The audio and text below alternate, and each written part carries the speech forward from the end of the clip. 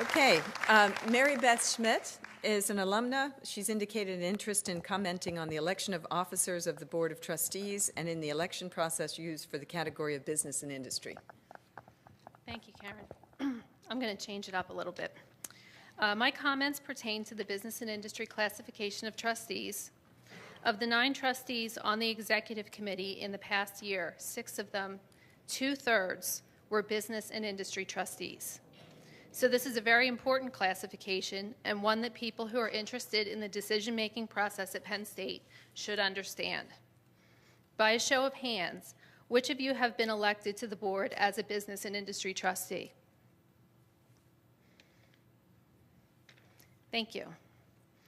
So we have Mr. Hintz, who was elected in 1994, 19 years ago, and re-elected 6 times since. Mr. Broadhurst, you joined us in 1998, 15 years and 5 re-elections ago. Ms. Strumpf, it's been 10 years and 3 re-elections since you came onto the board in 2003. Mr. Surma's bio indicates that he's been serving the last months of his 2nd term since joining the board in 2007. Mr. Frazier, you came on board in 2009 and apparently re-upped last year for a 2nd term that will expire in 2015. And finally, that brings us to Ms. Peets, who will complete her 1st term this year in 2013. Given the central role in Penn State affairs played by the business and industry trustees, I'm sure I'm not alone in wanting to better understand how you were elected. And as evidenced by those in the room today, the business and industry elections seem to ensure that incumbents can indefinitely retain their seats. How exactly does the board conduct these elections? Personal stories are always illustrative.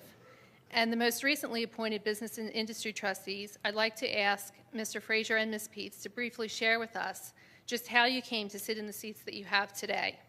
Who did you meet with? How were you nominated? And exactly who did you run against?